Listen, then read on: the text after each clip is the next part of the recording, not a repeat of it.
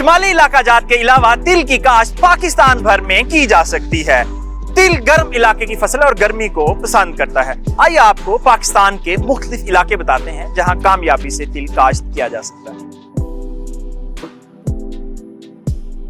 तिल की फसल ज्यादा पानी पसंद नहीं करती, इसलिए ऐसे इलाके जहां बारिशें ज्यादा हों, तिल की काश्त करना मुनासिब नहीं। हवा में नमी की मिकदार ज्यादा होने की सूरत में भी तिल की पैदावार मुतासर होती है। इसलिए बलोचिस्तान और सिंध के समंदरी इलाके तिल की पैदावार के लिए मुनासिब नहीं समझे जाते और ऐसे इलाके जहां बारिश का पानी खड़ा होता हो वहां भी तिल काश्त नहीं करना चाहिए। तिल के बीज को जर्मिनेशन के लिए औसत 27 से 35 डिग्री तक दर्जा हरारत दरकार होता है, जबकि पॉलिनेशन के दौरान 40 डिग्री तक औसत दर्जा हरारत बेहतरीन समझा जाता है। पाकिस्तान में गुज़श्ता साल सिर्फ 4.5 लाख एकड़ पर तिल काश्त किया गया, जो हमारा ज़री रकबे का 1% से भी कम बनता है और हमने चाइना को 1 खरब पाकिस्तानी रुपीस का तिल एक्सपोर्ट किया। हमारे साथ इस वक्त डॉक्टर इजाजुल हसन साहब मौजूद हैं। उनसे पूछते हैं कि अगर पाकिस्तान ये रकबा बढ़ा लेता है तो कितना पोटेंशियल है पाकिस्तान में, किस कदर हम इससे रेवेन्यू कमा सकते हैं। अस्सलाम वालेकुम। वालेकुम सलाम। ये आपका बहुत अच्छा क्वेश्चन है। ये वाकई एक अच्छा रेवेन्यू जनरेट हुआ है, जो पहली दफ़ा इतना हाईएस्ट अमाउंट में 1 खरब के हमने जो तिल एक्सपोर्ट किए हैं चाइना को। और इसमें भी आप देखें कि ऑयल सीड जो रिसर्च इंस्टीट्यूट का है, इसका बहुत अच्छा रोल रहा है। पहले सिर्फ हम इंडिया को एक्सपोर्ट करते थे, जब वो अपनी मोनोपोली करता था फील्ड के अंदर, जब उसको चाहिए होता था रेट बढ़ जाते थे, कभी कम हो जाते थे, जब चाहिए होता था रेट रोक देता था।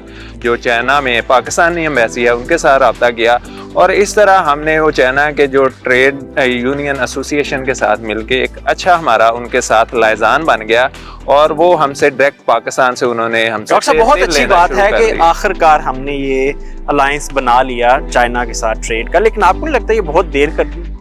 ये देर आमद दुरुस्त आमद। अब ये है कि वो हमारे पास एक लाइजान डेवलप हो चुका है, जिम्मेदार को अच्छा रेट मिलना शुरू हो गया। आप देखें कि इसी सीजन में अभी तिल लगने नहीं शुरू हुए और मार्केट 26,000 रुपया तक भी मन का सीड रेट पहुंच चुका है। सर हमारे पास कुछ 60 मिलियन एकड़ के करीब रकबा है और सिर्फ 4.5 लाख पे इस वक्त तिल काश्त किया जा रहा है, जबकि गंदम के बाद हमारे पास 21 से 25 मिलियन एकड़ फारिग होता है रकबा, हम वहां लगा सकते हैं चावल की काश्त से पहले। तो आप क्या समझते हैं कब तक हम ये टारगेट पूरा कर लेंगे? सर इस साल जो इनिशियल तखमीना लगाया गया है ना, वो ये है कि इसने 7 लाख एकड़ तक पंजाब में इसका एरिया कल्टीवेट हो गया और हम ये एक्सपेक्ट कर रहे हैं कि ये 7 लाख पे नहीं रहेगा अभी, क्योंकि मई और जून का पूरा महीना अभी पड़ा है, जून का भी, तो ये 10 लाख एकड़ 1 मिलियन हम एकड़ पे है ना इसको ले जाएंगे। और इससे ज़्यादा फिर अगर करेंगे ना, फिर हमारी मेजर क्रॉप सफ़र होंगी। जिस तरह काटन है मेजर, तो क्योंकि इस वक्त फील्ड में काटन है, फिर वो हमारे लिए रिप्लेस करना, क्योंकि वो भी एक मुश्किल काम है, उसकी भी हमें काटन की ज़रूरत है। तो अगर हम 1 मिलियन एकड़्स पे भी हम इसको ले जाते हैं तो ये एक अच्छा स्टेप होगा। हमारी जो प्रोडक्शन है वो पहले से ऑलरेडी वो हम उसको ज़्यादा बढ़ा रहे हैं, अच्छी प्रोडक्शन टेक्नोलॉजी देगा, तो इस साल प्रोडक्शन भी हम एक्सपेक्टेड कर रहे हैं कि डबल हो जाएगी। और ये जो हम 1 खरब से हम इसको अब 2 खरब पे हम इस साल टारगेट कर रहे हैं कि ये मिनिमम हम 2 खरब पे इसको लेके जाएंगे, जो हमारा रेवेन्यू है जो हम इंडिया से चाइना से इम्पोर्ट करें। जी डॉक्टर इजाजुल हसन साहब, आपके वक्त का बहुत शुक्रिया। पाकिस्तान में पोटेंशियल है, हमारे पास ज़मीन है, मेहनती किसान हैं और तहकीकी इदारे हैं।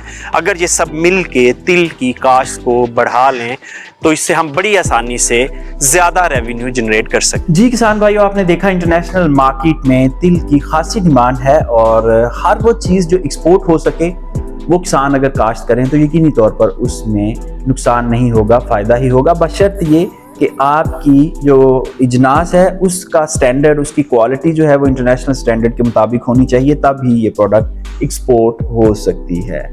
ये था आज का प्रोग्राम। अगले प्रोग्राम में हम आपको बताएंगे कि तिल की फसल को किस तरह मुख्तलिफ बीमारियों से महफूज रखा जा सकता है। मुख्तलिफ बीमारियों से तिल की फसल महफूज होगी तब ही बैनुल अक़वामी मेयार का तिल पैदा होगा जो एक्सपोर्ट होकर अच्छा रेवेन्यू और अच्छा प्रॉफिट दे सकता है किसानों को। इसके अलावा आपको ये भी बताया जाएगा कि फी एकड़ तिल की काश्त पर अखराजात कितने आते हैं, कितनी पैदावार आती है और किसान कितना मुनाफा उगा सकते हैं, यानी फी एकड़ आपको प्रॉफिट एंड लॉस स्टेटमेंट दिखाई जाएगी।